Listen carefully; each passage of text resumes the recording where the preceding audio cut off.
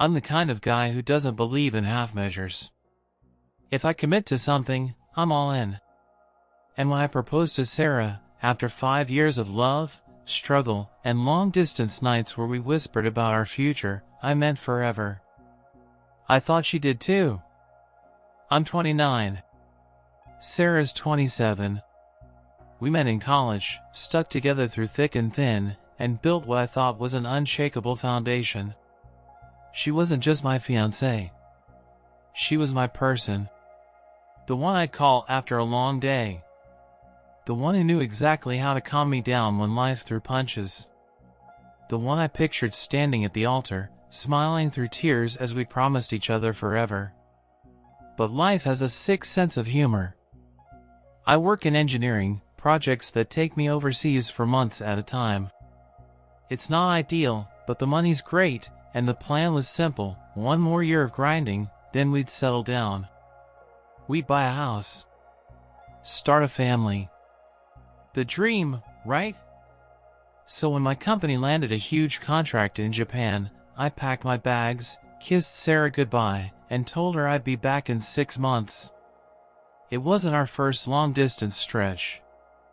We'd done it before. I trusted her. Completely. But trust is a funny thing. It takes years to build and seconds to shatter. The first few weeks overseas were smooth.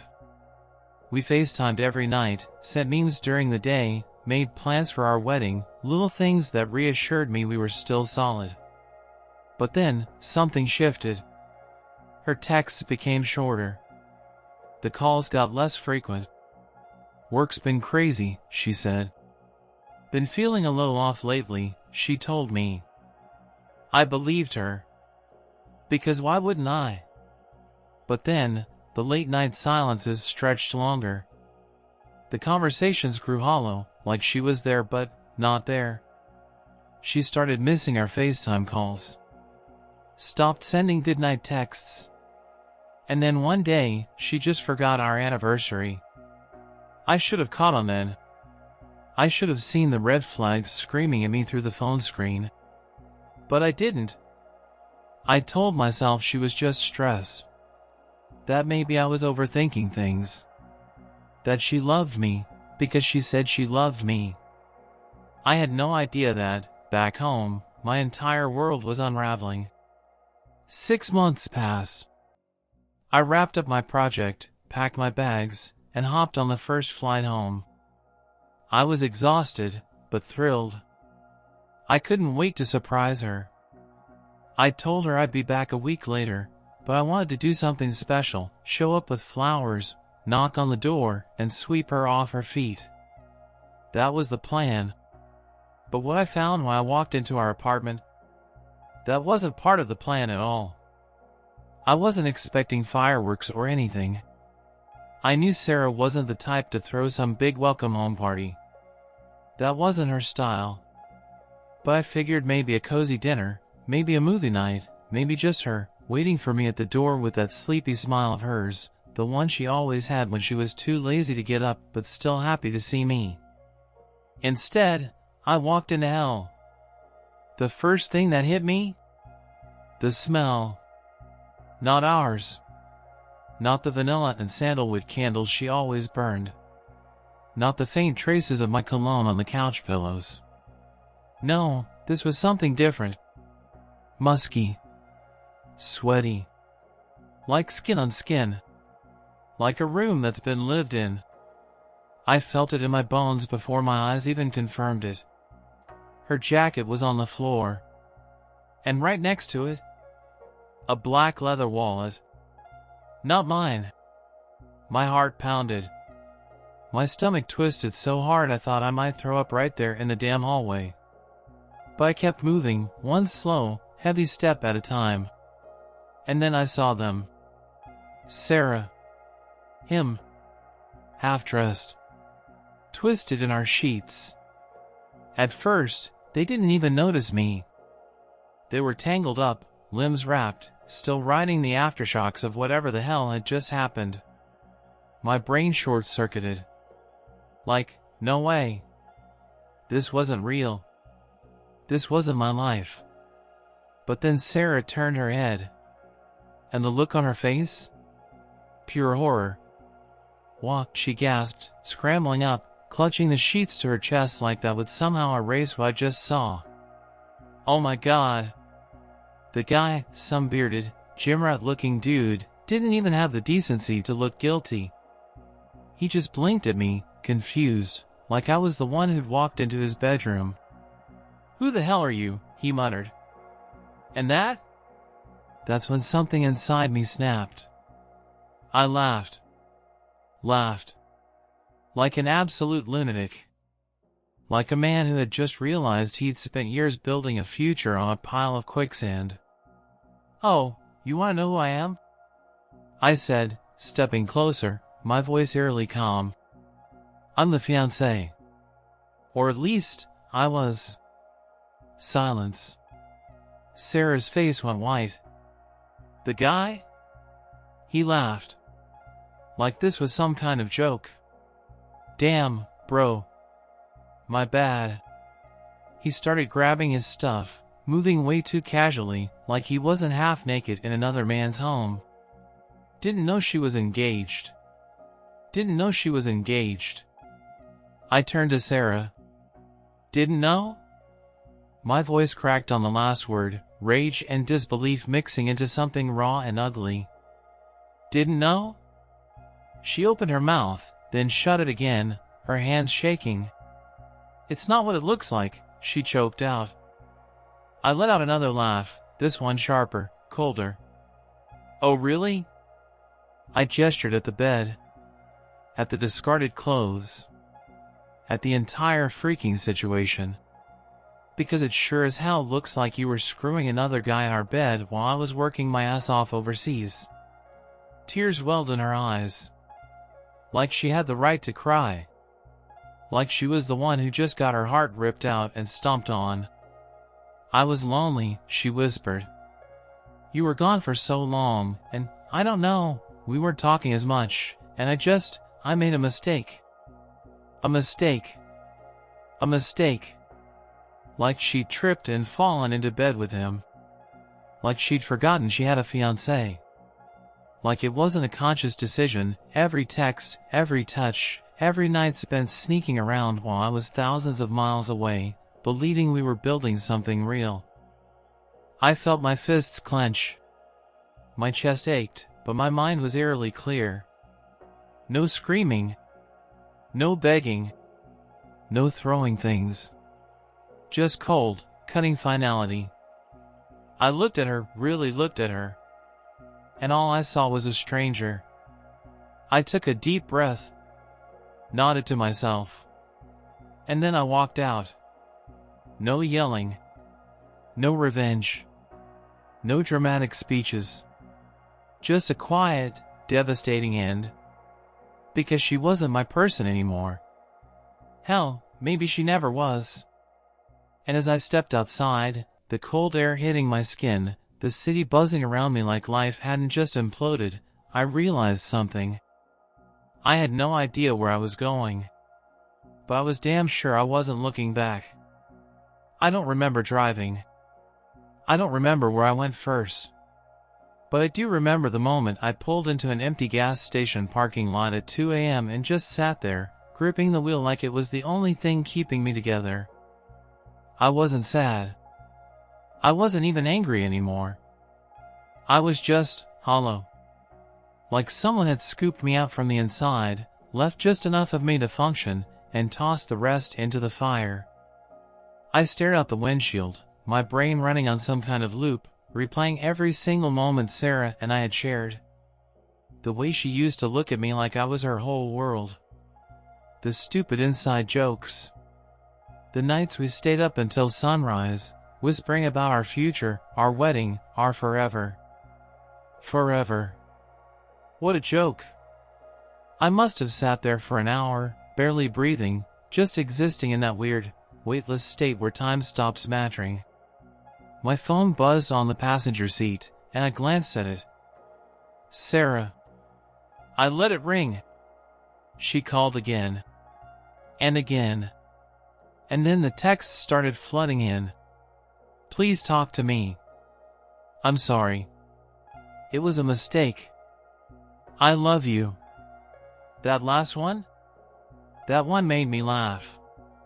She loved me? Yeah, sure. Just like she loved whatever his name was, the dude who had the nerve to laugh in my face while pulling his pants on. My phone buzzed again, but this time, it wasn't her. Liam. My best friend. My brother in all but blood. The guy who had stood beside me through everything. I answered on the first ring. Dude, where are you? His voice was tight, urgent. Sarah's been blowing up my phone, freaking out. Good. My own voice sounded weird, flat, foreign. Talk to me. So I did. And the second I finished, Liam's response was immediate. Where are you right now? I told him. 15 minutes later, his car pulled up beside mine. He got out, walked over, and before I could say anything, he hugged me. Not the awkward, pat on the back kind of hug. No, this was one of those I got you, man hugs. The kind that says everything words can't. And just like that, the weight on my chest cracked, splintered. I feel like an idiot, I admitted, my voice barely above a whisper. Liam pulled back, looking me dead in the eye. You're not the idiot, man. She is. I wanted to believe that. I really did. But all I could think about was how blind I'd been. How I trusted her so completely, so stupidly, that I hadn't even noticed the cracks forming until everything collapsed. Liam ran a hand through his hair, exhaling hard. So what's the move? And that was the million-dollar question, wasn't it? What the hell was I supposed to do now? I couldn't go back to our apartment. The idea of sleeping in that bed, our bed, made my skin crawl. I sure as hell wasn't gonna hear her out. What was there to say? Sorry I destroyed everything we built, babe. Hope you can forgive me.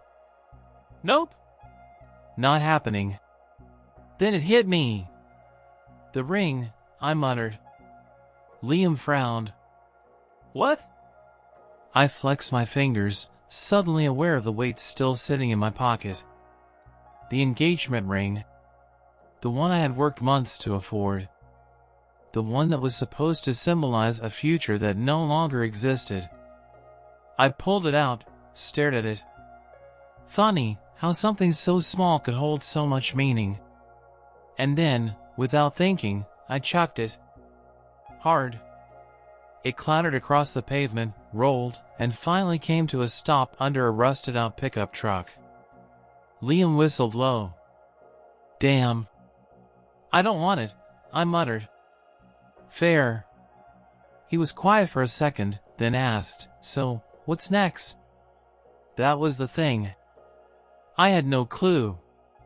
My entire life had been built around Sarah. Every plan, every goal, every dream, she had been at the center of it. Now it was just me. And for the first time in years, I had no idea who that guy was. Liam clapped a hand on my shoulder. Listen, man. You don't gotta have it all figured out tonight. But you do gotta move forward. I nodded slowly, letting his words sink in. Move forward. Not drown in what ifs. Not wallow in what could have been. Forward. I took a deep breath, exhaled.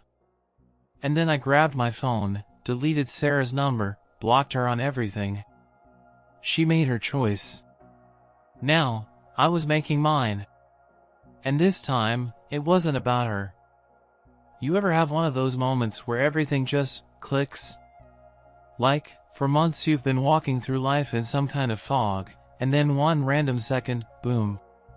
Clarity. That moment hit me exactly 2 weeks after I walked out on Sarah. I had spent the first week feeling nothing. Not anger. Not sadness. Just this weird emptiness, like someone had hit pause on my emotions. Days blurred together. I crashed at Liam's place, barely spoke, barely ate. And then?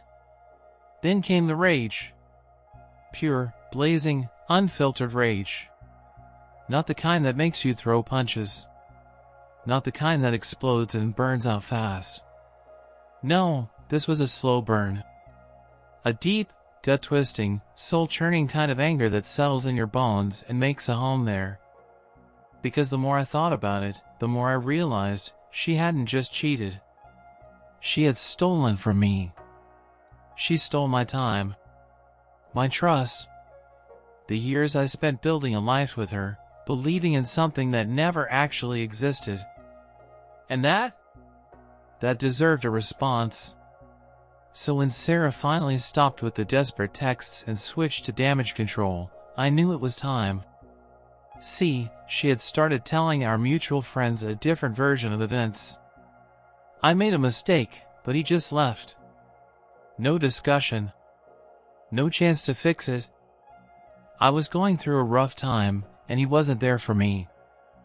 I never meant to hurt him, but he's acting like I committed some crime. Oh, that was cute. The same friends who had been neutral before were now sliding into my messages like, "Hey man, don't you think you should at least talk to her?" Talk? Talk? Yeah, alright. Let's talk. I texted her. Just one sentence. Meet me at the cafe on 10th, noon. She responded instantly. Really? You want to talk? I didn't reply. Because it wasn't a conversation. It was the ending she damn well deserved. When I walked into the cafe, she was already there. She looked different. Not in the way I expected. Not guilty, not remorseful. She looked nervous. Like she knew she was about to lose something important. I took my time walking over. Sat down across from her. Didn't say a word. She fidgeted with the coffee cup in her hands. Thanks for meeting me. I stared at her. Let the silence stretch. Let her feel the weight of it. Finally, she sighed. Look, I know you hate me. I get it. But don't you think we should at least... I held up a hand. Cut her off mid-sentence. I don't want your excuses, I said, voice steady, calm. Too calm. I don't want an apology. I don't want anything from you. Her eyes widened. Then why? Because, I leaned forward, voice dropping, I want you to hear this. You didn't break me. She flinched. I was ready to give you everything, I continued. My loyalty. My love. My future. And you threw it away for what? Some random guy who didn't even know your name. I shook my head. Pathetic. Her face twisted. No. You don't get to talk. My tone sharpened. You don't get to rewrite the story, Sarah. You don't get to be the victim. You made your choice. Her hands curled into fists. You were never around, she snapped, voice shaking. You think this is all my fault? I was lonely. I needed you, and you left me for months. I laughed. A sharp, cold laugh. That's the difference between us, I said, shaking my head. When I missed you, I waited. When I wanted you, I trusted you. But you? The second things got hard, you ran straight to another man. Tears welled up in her eyes. But I didn't feel bad. Not anymore. I stood up, tossing a few bills onto the table. This is the last time we talk, I said, looking her dead in the eyes. You don't exist to me anymore. And then I walked out. I won't lie. Walking away felt good. But it wasn't some instant fix. The hurt didn't just evaporate. The next few weeks were weird. Some days, I felt free. Other days, I caught myself reaching for my phone before remembering there was no one to text. But every time I thought about going back, I reminded myself she wasn't my person anymore. So, I started focusing on me. I hit the gym harder than ever. Took on extra projects at work. Started living instead of just existing. And the best part? I started dating again. Not anything serious. Just putting myself out there, meeting new people, realizing that Sarah was just one chapter in my book, not the whole damn story. And one night, months later, while out with friends, I got a text from an unknown number. "I miss you." I stared at it for a moment. Then, I deleted it. No response. No hesitation. Because I wasn't that guy anymore. I had moved on. And I wasn't looking back. It's funny how life keeps moving even when you think it should stop. After that final conversation with Sarah, I expected some kind of dramatic fallout, more texts, more desperate attempts at closure, maybe even some mutual friends trying to get me to see her side. But no! Nothing. Just silence. And that silence? It was the best thing that had ever happened to me. For the first time in years, I wasn't worrying about someone else's feelings. I wasn't second-guessing my worth. I wasn't pouring my energy into something that was already dead. I was free. And at first, that freedom felt weird. Like stepping outside after a storm and realizing the world is still standing. I had spent so long wrapped up in us that I had to relearn what it meant to just be me. Now, let me be real, moving on wasn't some overnight transformation. It wasn't like I walked out of that cafe, hit the gym once, and suddenly became this unbothered, high-value guy who never thought about her again.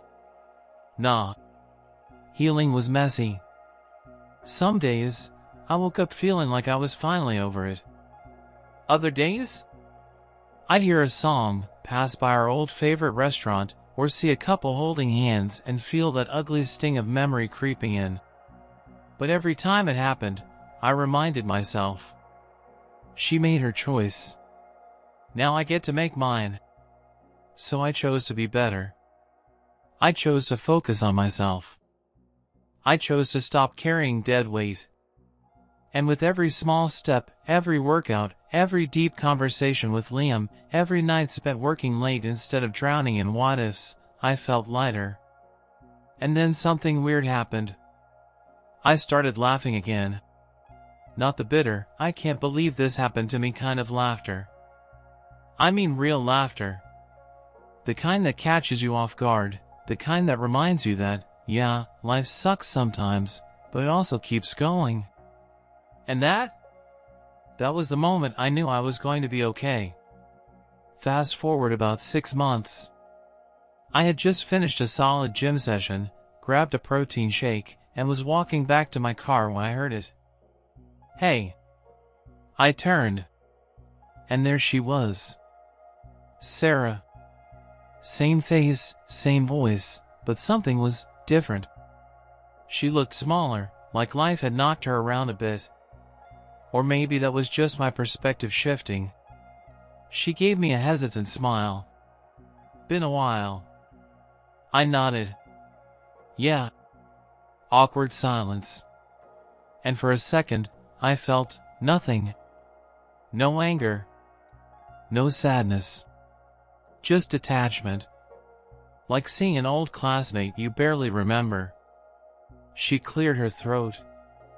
I wanted to say I'm sorry. For everything. I tilted my head, really looking at her. And for the first time, I realized something. Her apology? It didn't matter. Not because I was holding on to resentment, but because I didn't need it. I had already moved on. I hope you're doing alright, I said simply. She blinked. That's it? What else is there? I shrugged. You made your choices. I made mine. Her mouth opened, like she wanted to say more. maybe explain, maybe ask if we could be friends. Spoiler, we couldn't. But I wasn't interested in any of that. So I nodded once, gave her a polite smile, and walked away. No bitterness. No last words. Just peace. And damn, it felt good. If you had told me a year ago that I'd be standing here, completely over her, completely at peace, completely myself again, I wouldn't have believed you. Back then, I thought heartbreak was something you survived, not something that could actually make you stronger. But now I see it for what it was. A redirection.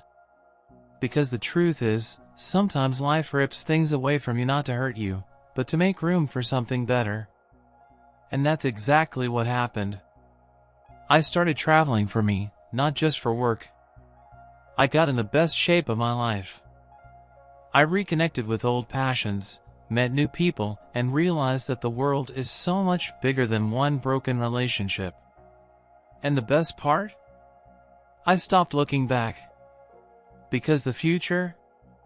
It's mine now. And I'm just getting started.